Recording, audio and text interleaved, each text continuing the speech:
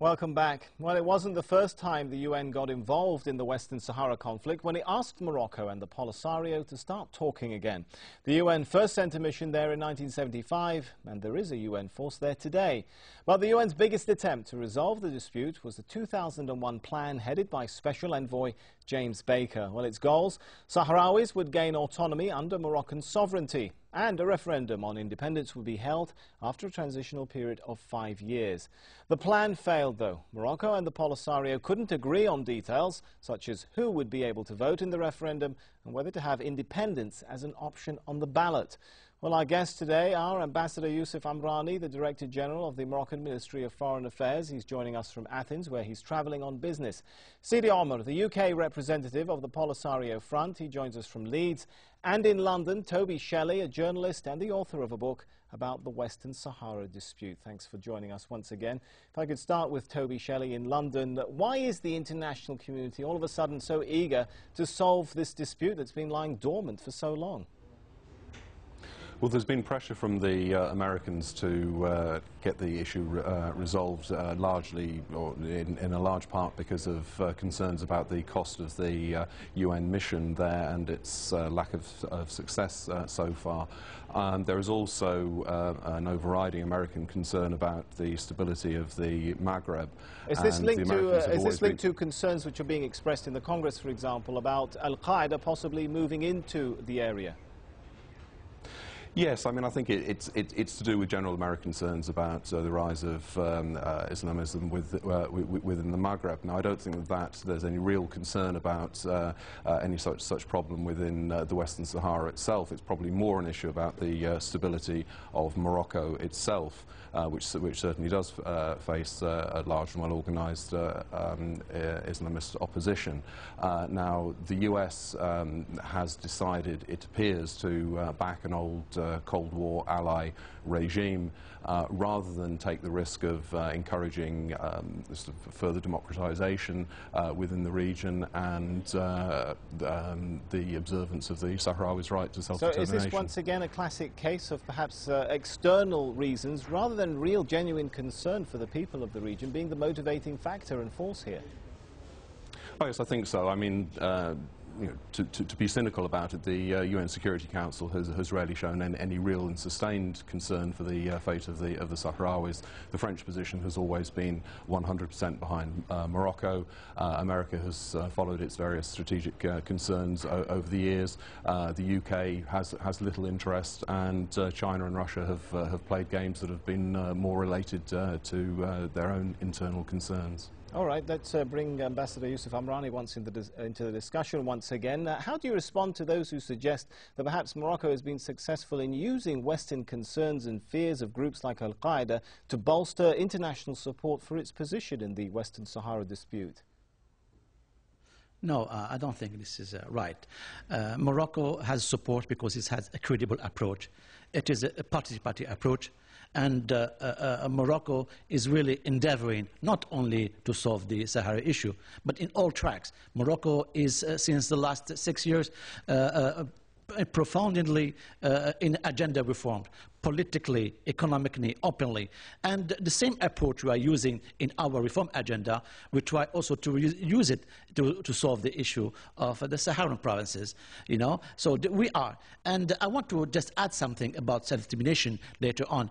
Even the Special Envoy, Peter Van Banson, lately said that self-determination doesn't mean necessarily independence. So that's why we are bringing something new, something that can really bring to build up the Maghreb, because the cost of non-Maghreb is worth of billions of dollars. The priority for us now to stabilize the region, to create the necessary security for our region, and to build up the Maghreb Arab region, which is something credible, which also project which is credible, and that we can really achieve peace in the region of the Maghreb. All right, let's turn once again to Sidi Omar from the Polisario Front. Are you concerned that perhaps international support may be slowly eroding for your position in this dispute, looking at some of the statements and some of the drafts being floated in the US Congress? No, we are not concerned because we have profound faith in the international system and the United Nations, and we know that the United Nations are concerned is to bring about a speedy, a lasting and sustainable solution to this problem, but fundamentally in line with the international legality, which recognizes for all people their right to self-determination. And that's why the Moroccan proposal has not been endorsed by the Security Council, like the selective interpretation of some others. What is being endorsed and reaffirmed is the right of the Sahara people to self-determination. That's the backbone of any policy or approach to be pursued by the Security Council vis-à-vis this question. The concern, which is true, as you pointed out, Morocco is playing on the fears of the international community as a question of terrorism.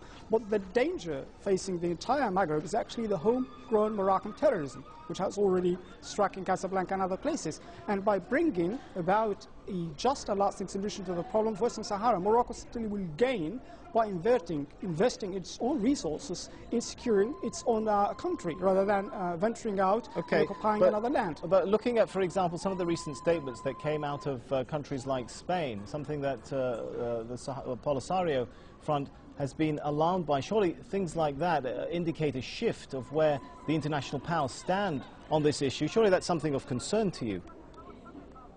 Well, as I told you before, it's not the question of Western Sahara. It's not whether the balance of power is shifting that way or that way. It's a very clear-cut question of self-determination.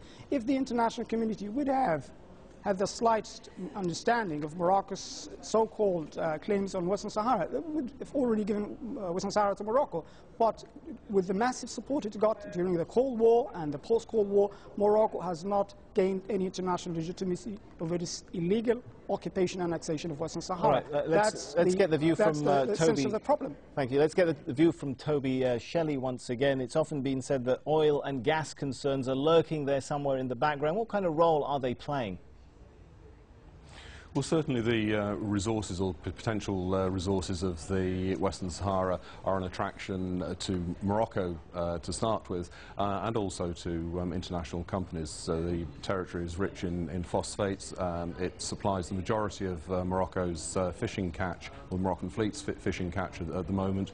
There's now talk of prospecting for uranium there, and there are believed to be deposits of many other precious metals. So these are certainly important issues that are taken into account in the corridors of power. But if I could add one thing here, what is very important to very briefly, remember Toby, is that whatever Polisario say and whatever Morocco say, the people of the Western Sahara will make their own voices heard. There's been a low-level uprising in the area under Moroccan control for the last 2 years. All right, this I'm sorry, Toby, we're really going to have to leave it there because we are running out of time. We'll have to thank our guests, Ambassador Yusuf Amrani from the Moroccan Ministry of Foreign Affairs, Sidi Omar from the Polisario, is the UK representative of the Polisario Front, and Toby Shelley from London, an author and journalist. And thank you so much for joining us here on this edition of Inside Story. As always, we welcome your comments and suggestions. You can email them to us at insidestory@aljazeera.net. That's insidestory@aljazeera.net. For now, it's goodbye.